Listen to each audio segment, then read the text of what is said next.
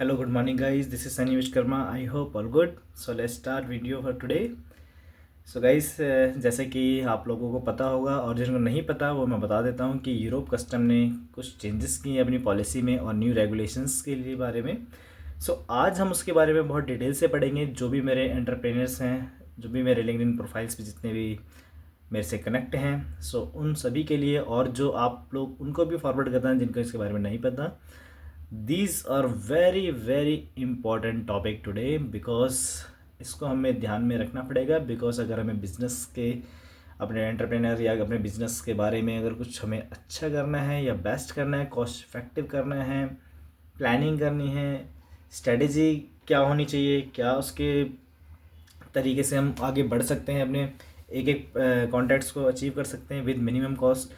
आज मैं आपको इसके न्यू रेगुलेशंस के बारे में बताऊंगा कि कल को आपको कोई भी प्रोडक्ट्स आपका यूरोप जाता है और अननेसेसरी वो होल्ड होता है तो आपको late claim, penalty, damage, detention, everything you should have to pay. And आपका कंपनी का रेपुटेशंस भी प्रॉब्लम में होगा। और इसके लिए मैं आपको आज will discuss in detail about the Europe custom 2000 new rules and studies. So let us go in next slide. Europe custom reform overview. देखिए, जब भी कोई भी गवर्नमेंट अपना रेगुलेशंस को चेंज करती है तो उसके पीछे एक रीज़न्स होता है।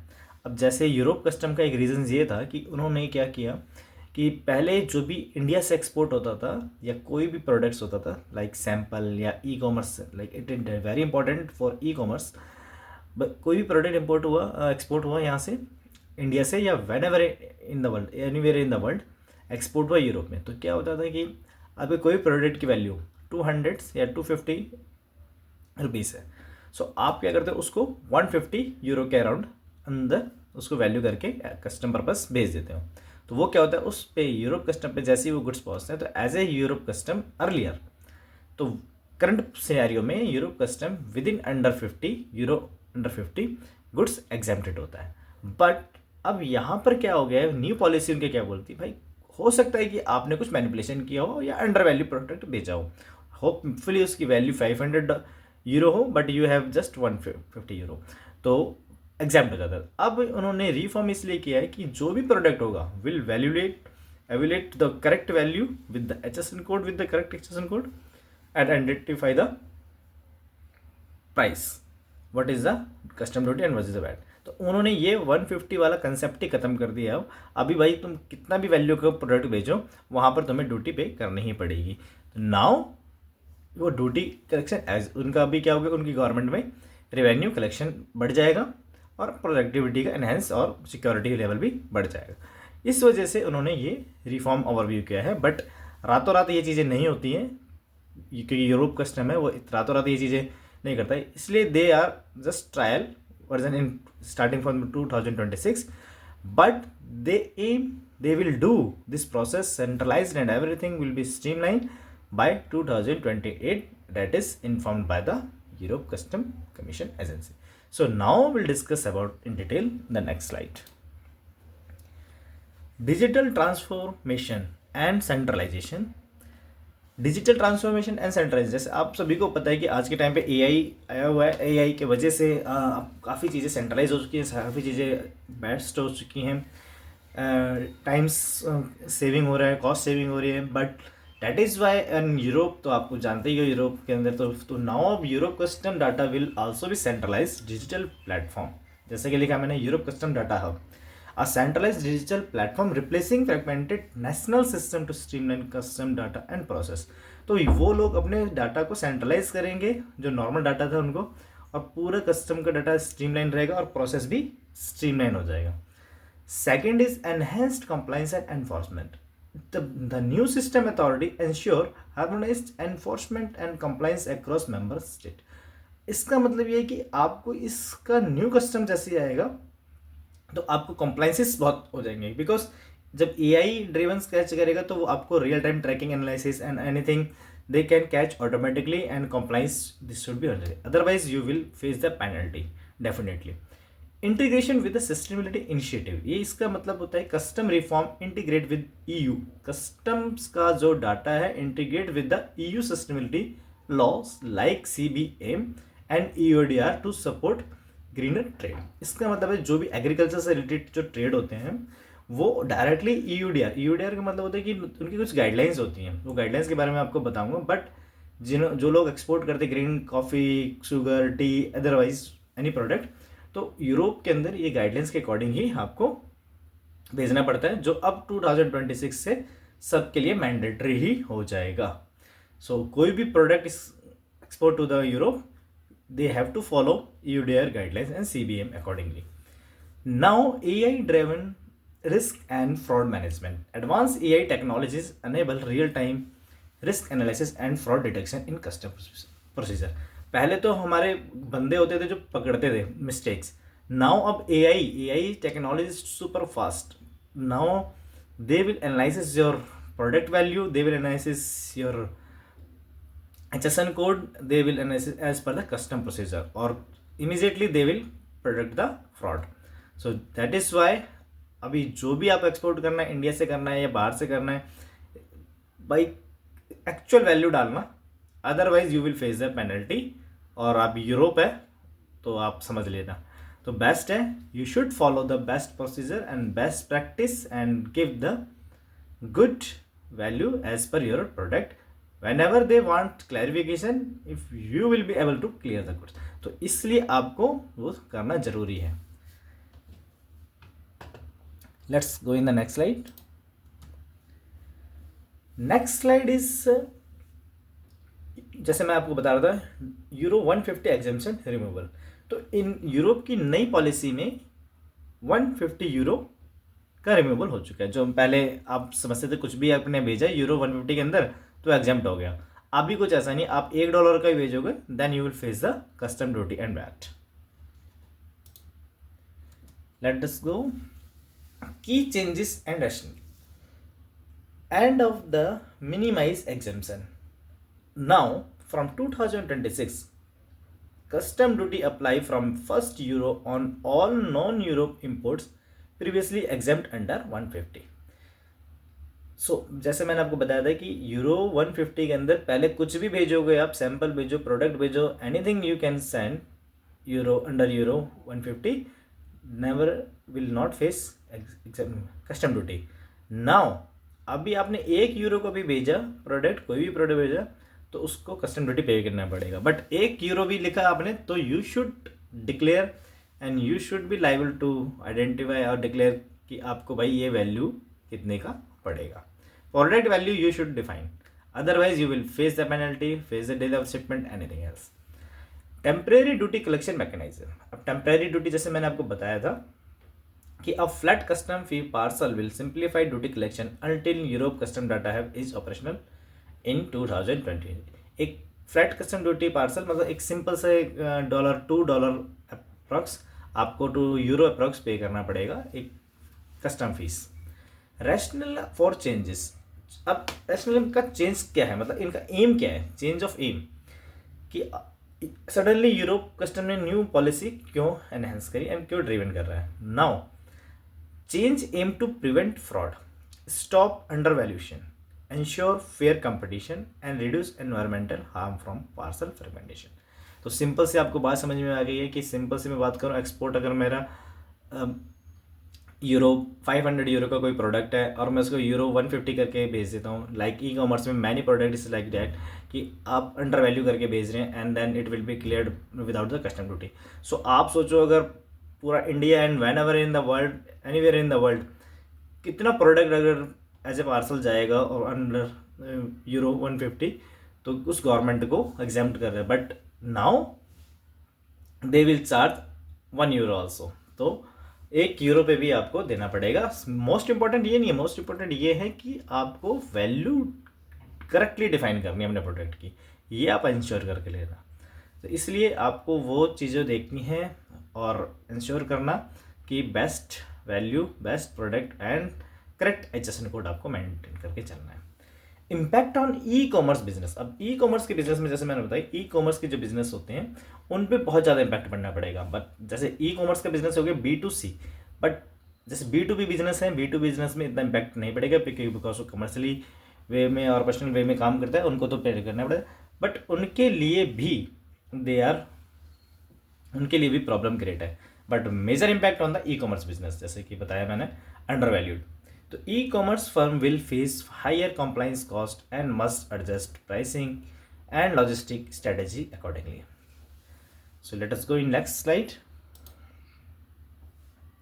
Impact on e commerce versus B2B business, इन दोनों में क्या इम्पैक्ट पड़ेगा, let us go. Differentiating affected shipment, impact on e commerce shipment में क्या फर्क पड़ता है। Removal of euro 150 examples affect B2C parcels requiring detail custom documentation and compliances. अब उनको सारी कंप्लाइंसेस भी देनी पड़ेगी और प्लस में उनको ड्यूटी और कस्टम वैट भी देना पड़ेगा। तो ये तो आप इंश्योर करके चलो कि आपके ऊपर इम्पैक्ट बहुत बढ़िया आने वाला है और हायर कॉस्ट इम्पैक्ट होने वाला है। तो आप अपनी बिजनेस प्लानिंग को अकॉर्डिंगली करना। Minimum change from B2B system, minimum change इसका मतलब ये है कि जैसे B2B है, एज ए कमर्शियल शिपमेंट है, shipment remain under existing custom rules with full declaration and tariff calculation. The process is same, B2B nothing impact. But जैसे कि AI ड्रिवन कस्टम चल रहा है, तो ये मत सोचना कि आपने B2B बिजनेस में अगर $500 का कोई शिपमेंट है और आपने 400 या 300 करके भेज दिया तो आपका निकल जाएगा ऑपरेशनल वे में। नो, ऐसा कभी मत सीखना, क्योंकि उनका यूरोप की पॉलिसी इसलिए ही चेंज हुई है कि वो अंडर वैल्यू प्रोडक्ट्स को पकड़ लें। तो आप अपनी वैल्यू को अच्छे से करना, डालना B2B बिजनेस के accordingly. Now resource allocation and process adaptions, business must differentiate process e commerce under IT and logistic, B2B optimise documentation. तो आप ये समझ के चलना, ई कॉमर्स जो बिजनेस होंगे, IT लॉजिस्टिक अलग तरीके से काम चलेगा इनमें। Let us go sample consolidations and SOP highlights. Let us go. So best practice for consolidating sample। अब सैम्पल से आपको पता होगा कि मैंने कंसोलिडेट वर्ड क्यों यूज़ किया। कंसोलिडेट वर्ड यूज़ करने का मेरा पर्पज़ ये था कि मैनी कंपनीज को जब ऑर्डर मिलते हैं कंपनीज को, चाहे वो इंडिया की हो, चाहे वो इंडिया के आउटसाइड की हो, और यूरोप के कस्टमर से उनको अगर कोई कॉन्टैक्ट मिलता है, तो वो क्या कर रहे हैं, अभी कितने लोग की एक कॉन्टैक्ट मिला, सपोज जनवरी मंथ में उनको 10 कॉन्टैक्ट मिले, तो वो they are sending the sample 1 by 1, contact by contact. So it is impacting the logistic cost also and documentation and handling cost also. So now what you can do कि आप अपने 10 contact का एक ही साथ sample भेजें और plus उनको lot wise कर दें जिस तरीके से आपकी कस्टमर की रिक्वायरमेंट है। It means 1 box 10 samples with proper remarks and with proper contact number. तो ये आप करेंगे तो आई थिंक आपकी लॉजिस्टिक कॉस्ट सेव होगी एंड टाइम सेव होगा and traffic and cost saving भी आपका होगा। सो डैट इज़ वाई आपको ये पॉलिसी को अडॉप्ट करना चाहिए और आपकी टीम्स को भी इन्फॉर्म करना चाहिए कि कंसोलिडेट सैंपल्स का प्रोसीजर अडॉप्ट करें और न्यू पॉलिसी अपनी कंपनियों में एनहेंस करें। Late us go not wise sample concept. जैसे मैंने आपको लॉट वाइज, जैसे भी आपका प्रोडक्ट है, जैसे भी आपके कस्टमर से रिक्वायरमेंट है, उसको आप प्रोडक्ट वाइज सैंपल कीजिए एंड इन द 1 बॉक्स, जिससे कि आपका product category to reduce freight and cost, simplify custom clearance, structure dispatch scheduling, establish weekly or BI weekly dispatch schedule with internal codes for better tracking and efficiency। ये आपकी company में जब आप किसी भी तरीके का, आप जो एक्सेल में काम करते हैं और जो इनको पावर BI की नॉलेज ज़्यादा है, तो they can proper track via this schedule. Accurate documentation and labelling, it is very important. Now use detailed packing list, commercial invoice and labeled as not for sale, not for resale, and precise HS code to ensure compliance. That is why I mention here HS code is very important and detailed packing list and each item. Please check carefully at the time of sending sample or any other documents. Now final custom communication and tracking. Maintain a sample register, communicate process clarity to custom and build trust and ensure timely delivery। अब आपको customers के लिए आपको एक sample का मतलब एक procedure बनाना पड़ेगा, एक ट्रैकर बनाना पड़ेगा and then you can share to your customer to build up the trust and timely delivery. So it is very important, so you can follow. Now let us go in next slide. Next slide is compliance tips and examples. Compliance tips and example will discuss practical guidance for business. अब जिनका business है, जो entrepreneur हैं और जिनके बड़े बड़े business हैं and it is good volume, so उनके पास और भी लॉजिस्टिक एक्सपर्ट्स बैठे पड़े हैं. I am just sharing my knowledge and new updates so they can also understand better. So practical guidance for business: maintain sample register, keep a detailed register tracking sample request, lot code, dispatch detail for compliance. अब sample registered you can say नहीं, sample register ये पहले ज़माने वाला register नहीं. मेरा कहने का मतलब यहाँ पर है कि एक प्रॉपर ट्रैकर आप बनाइए जिसमें कि आपकी sample request, lot code, dispatch thing should be compliance as per the guidelines. Accurate documentation, already I have told you. Prepare packing list with contract references and declare realistic sample value to avoid undervaluation. तो इस बार आप कोई भी sample बना रहे हो, कोई भी सैम्पल भेज रहे हो या कोई भी प्रोडक्ट भेज रहे हो, please avoid undervaluation product. Correct value भेजो, अदरवाइज ए सबको पकड़ सकता है सिंपल लैंग्वेज में. So please don't do undervaluation product value. Now that is staff training and digital tool. Train staff on compliance and use digital tools for documentations and shipment tracking to reduce delays. So most important, अपने teams को strong कीजिए, teams को training दीजिए कि आपको इस compliance के according ही जाना है. एंड कोई डिजिटल टूल्स फॉर डॉक्यूमेंटेशंस के लिए आप उनको, जैसे आजकल डेट में RPA वगैरह चल रहा है और रोबोटिक्स अब काम चल रहा है, तो big companies can adopt the robotics option to reduce the documentation task and efficiency, and shipment tracking also to reduce the delay. So let us go in the next slide. Closing and call to action. इसका मतलब क्या है? Let us go next slide. Next step for business. अब आपको business के लिए steps क्या लेना है, जो मैंने आपको ऑलरेडी पहले बताया है लास्ट स्लाइड में. Review and consolidate shipping. जैसे कि मैंने सैम्पलिंग का आपको एक ऑप्शन बताया कि आप सैम्पल को मर्ज कर सकते हो. आप 10 कॉन्टैक्ट के सैम्पल को एक ही बॉक्स में डाल सकते हो और मल्टीपल ऑफ मंथ्स जो आपको ऑर्डर्स मिले हैं to reduce the logistic cost. Business should review shipping practice and identify consolidation opportunity to cut cost and enhance compliances.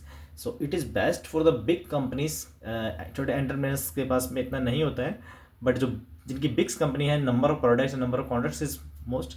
तो आपको अपना बिजनेस प्रैक्टिस को, सेविंग प्रैक्टिस को अगेन रिव्यू करना चाहिए एंड कंसोलिडेशन की अपॉर्चुनिटीज़ को देखना चाहिए. And that is why you can cut the cost and enhance compliances and time saving also. तो आप इसको करना इंपॉर्टेंट है. Update SOP and train teams. Updating internal SOP and training teams on new documentation ensures smooth adaptation to regulatory changes. तो इसको आपको करना बहुत ज़रूरी है कि आप SOPs बनाइए इंटरनल्स, अपनी टीम को ट्रेन कीजिए with new documentation, ensure with the new adaptions to regulatory changes, जिस जो पॉलिसी के अकॉर्डिंग 2026 से आप अपने आप को तैयार कर लो. Invest in ecommerce system. Invest का मतलब ये कि ecommerce operator should invest in system for accurate data. Invest in ecommerce system का मतलब ये नहीं कि एक्सपोर्टर को इसमें इन्वेस्ट करना है. ई-कॉमर्स जो ऑपरेटर्स हैं उनको इन्वेस्ट करना चाहिए accurate data reporting and duty calculation to meet new requirement. Europe की रिक्वायरमेंट को मीट करने के लिए, आपको उनके चैलेंजेस को मीट करने के लिए आपको अपने सिस्टम में कुछ ऐसा एक इन्वेस्ट करना चाहिए, कोई सिस्टम जिससे कि एक्यूरेट डाटा निकले विद प्रॉपर ड्यूटी कलेक्शंस, कि आपको वहाँ पर जाके प्रॉब्लम ना हो, कंसाइनमेंट आपका होल्ड ना हो.